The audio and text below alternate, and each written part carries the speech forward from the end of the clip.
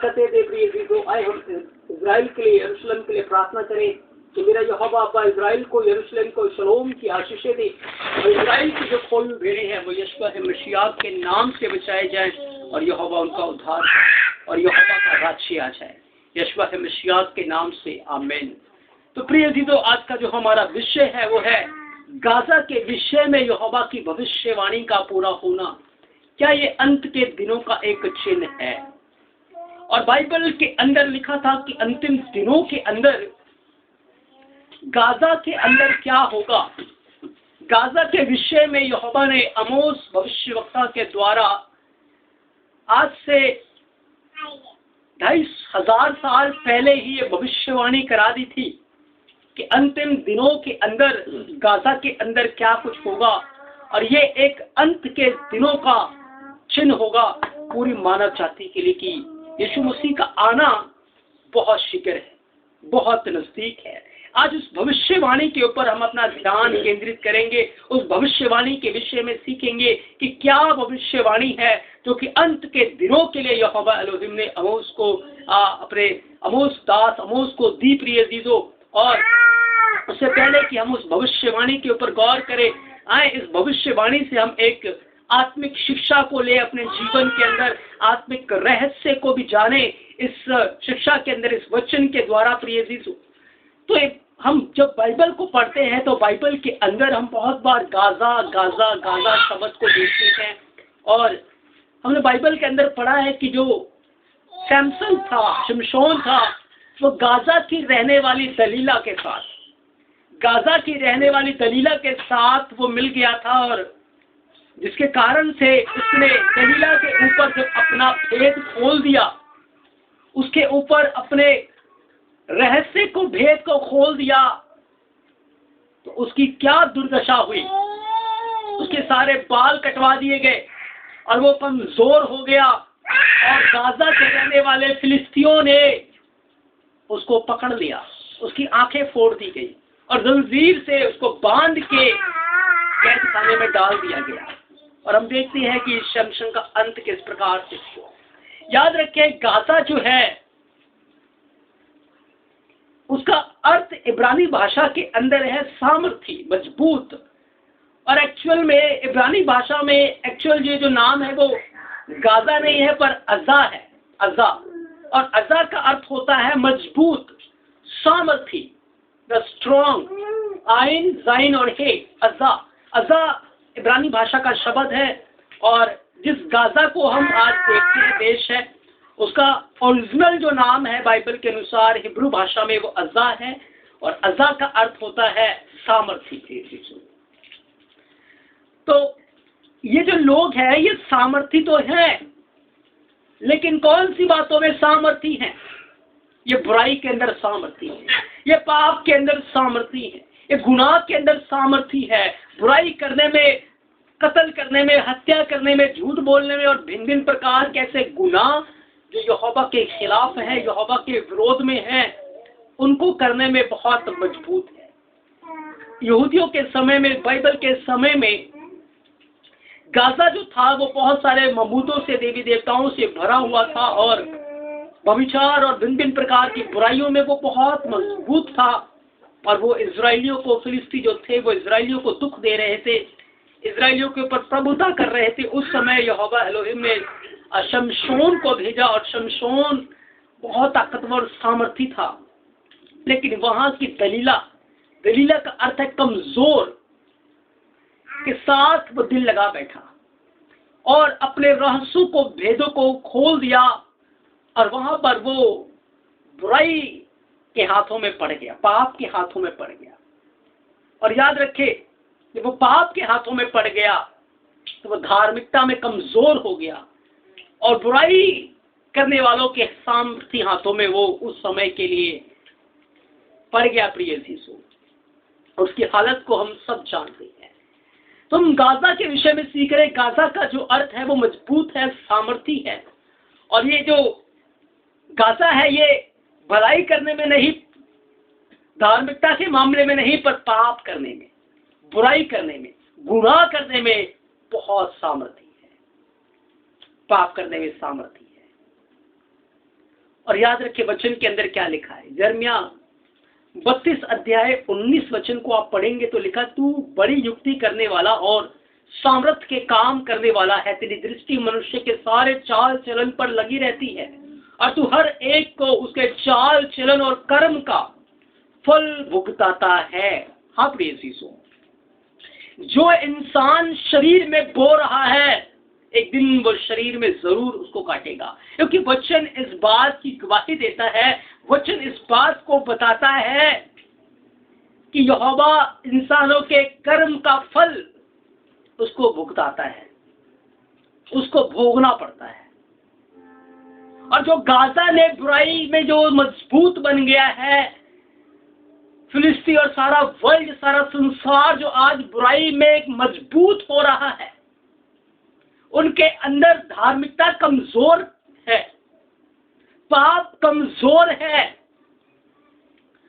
धार्मिकता कमजोर है और पाप बहुत मजबूत होता जा रहा है। उनके कर्मों का फल यहोवा उनको जरूर भुगताएगा। प्रिय तो गाजा के कामों के लिए गाजा के ऊपर क्या दंड की भविष्यवाणी यहोवा एलोहिम ने आमोस को प्रदान की, हम उसको पढ़ेंगे जब हम आमोस 1 अध्याय उसके 6 और 7 वचन को पढ़ते हैं।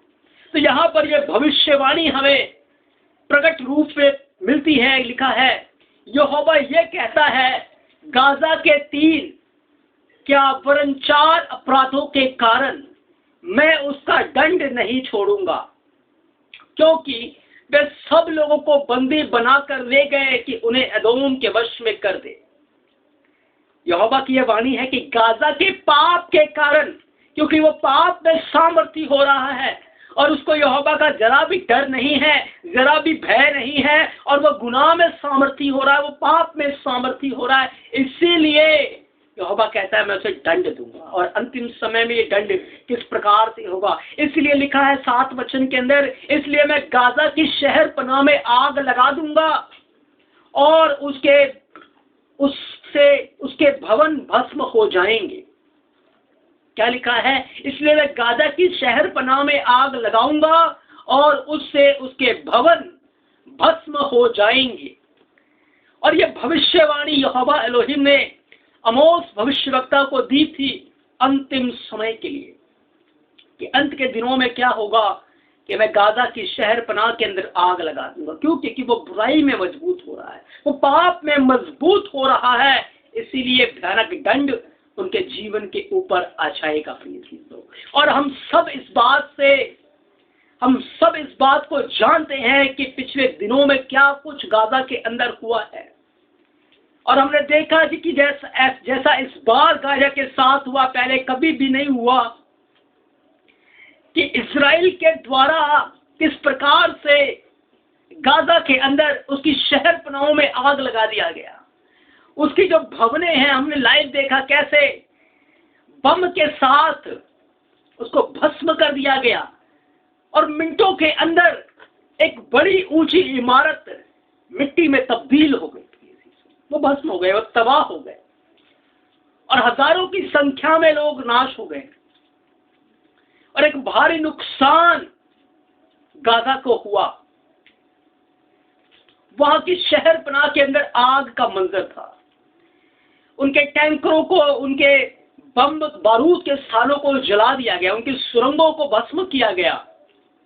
और ये सारी बातें जो यहोवा ने आमोस को दी थी पिछले दिनों में, हमने देखा कि किस प्रकार से वो गाजा के अंदर पूरी हुई है। प्रिय चीजों, तो यहोवा अपने वचन को पूरा करने में जागृत रहता है, उसको पता है ये मेरे मुख से निकले हुए वचन है, वो बिना पूरा हुए कभी भी टल नहीं सकते उसके अपराध के कारण।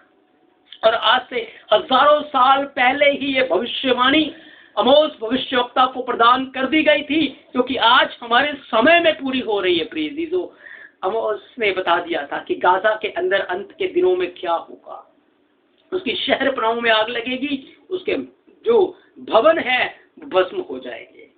और इस समय गाजा की हालत बहुत खराब है, एक भारी नुकसान गाजा को हुआ है। और ये क्यों हुआ है, उसके पाप के कारण, क्योंकि वो पाप में मजबूत हो रहा है।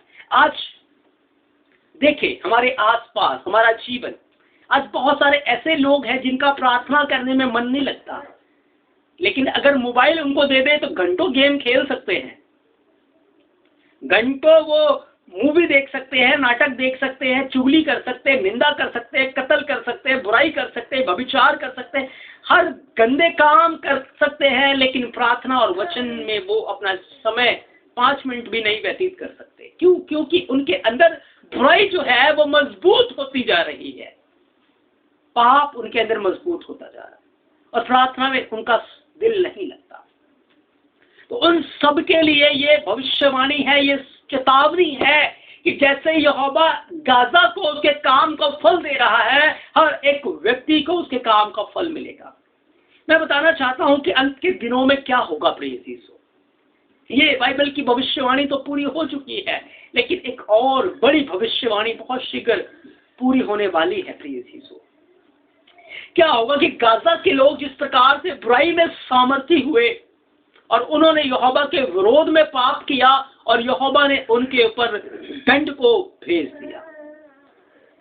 ये बिल्कुल उसी प्रकार से है जैसे कि हम उत्पत्ति 11 अध्याय को जब पढ़ते हैं, लिखा है सारी पृथ्वी के ऊपर एक ही भाषा थी और एक ही बोली थी, और उन्होंने एका की, उन्होंने वो एकता में आ गए और उन्होंने कहा कि हम ईंटें बना लें और एक ऐसा इमारत खड़ी करेंगे जो आकाश से बातें करेगी।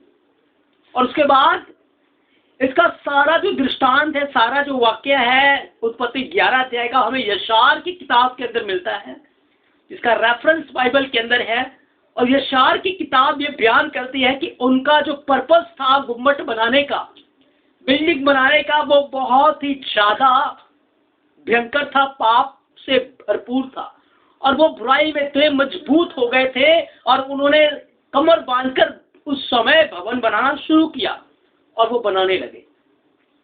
अब वो उनका ये विचार था कि हम भवन बनाएंगे और स्वर्ग में चढ़ जाएंगे और स्वर्ग के परमेश्वर से युद्ध करेंगे और उसको वहां से निकाल देंगे, हम उनके ऊपर फतेह पाएंगे। दूसरा जो दल था वो कहता था कि हम वहां पर चढ़ जाएंगे और अपने देवी देवताओं को ले जाकर स्वर्ग में स्थापित कर देंगे, वहां पे रख देंगे। और तीसरा जो दल था वो ये कहता था कि हम जब स्वर्ग में चढ़ेंगे तो वहां की बादशाही, वहां की जो राज्य, वो हमारा हो जाएगा। तो ऐसे दल उनके अंदर बन चुके थे और उनका एक बोली, एक भाषा थी और वो इस बुराई के काम को करने में सामर्थी हो गए थे। तब वचन कहता है यहोवा ने देखा कि ये किस प्रकार की बुराई की युक्ति कर रहे हैं और उनके कामों का फल देने के लिए यहोवा उनके बीच में उतर आया, स्वर्गदूत उनके बीच में उतर आया और उन्होंने उनकी भाषा में गड़बड़ी डाल दी और वो गुम्मट को बनाना छोड़कर सारी पृथ्वी में फैल गए। और जो 3 दल थे उनके ऊपर भयंकर सजा आ गई। वो सजा क्या थी? पहला जो दल कहता था कि हम वहां से लड़ाई करेंगे और उनके ऊपर फतेह हासिल करेंगे, उनको लिखा है मौत के घाट सुला दिया गया, वो सब के सब नाश हो गए। दूसरा जो दल था कहता था कि अपनी मूर्तियों को ले जाकर वहां स्थापित कर देंगे, वो उनका आधा शरीर जानवर का और आधा इंसान का हो गया, उनकी चीखें निकलती थी और वो मीलों दूर तक सुनाई दी जा सकती थी। आधा बंदर का हो गया, आधा इंसान का हो गया, आधा हाथी का हो गया, आधा इंसान का हो गया। और आज देखते हैं कि उन्हीं के स्वरूप पर बहुत सारे देवी देवताओं की मूर्ति बनाकर आज लोग उन्हें पूज रहे हैं, लेकिन वो एक शराफत इंसान है प्रिय यीशु, जिनके ऊपर यहोवा ने भयंकर सजा को, दंड को भेज दिया था। तो इस प्रकार से उस समय यहोवा ने उनको दंड दिया था और उस समय जो बुराई की योजना वो करने की बना रहे थे वो थम चुका था। लेकिन आज एक बार फिर से हमारे समय के अंदर वो जो बेबीलोन के गुम्मट को बनाने का काम स्टॉप हो चुका था, फिर से शुरू हो चुका है। यूनाइटेड नेशन के द्वारा, यूएन के द्वारा वहां का जो हेड ऑफिस है बिल्कुल बाबुल के गुम्मट के आधार के ऊपर बनाया गया है और वन वर्ल्ड गवर्नमेंट का एजेंडा है कि एक करेंसी, एक धर्म, एक भाषाएं अनेक है लेकिन एक बोली, एक ही यूनिवर्सल उन्हें सारी चीजों को करना है। एक ही गवर्नमेंट होगी, एक ही धर्म होगा और एक ही करेंसी होगी। उनका ये एजेंडा है। और वो पाप के अंदर, बुराई के अंदर सामर्थ्य हो रहे, सबने एका कर ली है और शैतान ने अपनी ताकत उसको दे दी है और वो बुराई में सामर्थ्य हो रहे, पाप में सामर्थ्य हो रहे हैं। और दुष्ट अपने लोगों के ऊपर अपने नाम की छाप लगा रहा, मोहर लगा रहा है और वो सारे के सारे आज बुराई के अंदर मजबूत हो रहे, सामर्थ्य हो रहे हैं, बुराई के अंदर सामर्थ्य हो रहे हैं। और उन्होंने बुराई करने के लिए भिन्न भिन्न प्रकार के तरीके अपना लिए हैं, भिन्न भिन्न प्रकार से। और क्या होगा उनके ऊपर? जैसे यहोवा ने गाजा को दंड देने के लिए उनकी शहर पनाहों में आग लगा दी, वैसे ही जब इस सारी दुनिया के लोग बुराई के अंदर जब मजबूत हो जाएंगे और वो यहोवा के विरुद्ध अपनी आंखें उठाएंगे, वो यरूशलेम से लड़ने के लिए जाएंगे। यरूशलेम से लड़ना यहोवा से लड़ना है, यहोवा के लोगों से लड़ना यहोवा से लड़ना है, यहोवा के लोगों को हानि पहुंचाना यहोवा से लड़ना है। यीशु मसीह ने कहा नहीं, जो तुम मेरे छोटे से छोटे भाई बहनों के साथ करते हो वो मेरे साथ करते हो, यहोवा के साथ करना है। और आज इंसान बुराई में लौलीन है। आज हम अपने आसपास ही देख ले, अपने जीवन के अंदर हम गौर कर लें कि मेरे अंदर क्या सामर्थ्य है। बुराई सामर्थ्य है या यहोवा का वचन सामर्थ्य है, धार्मिकता सामर्थ्य है? क्या मैं बुराई ज्यादा समय करता रहता हूं या धार्मिकता के काम ज्यादा टाइम करता हूं? क्या आज हमारे जीवन के अंदर सामर्थ्य होता जा रहा है?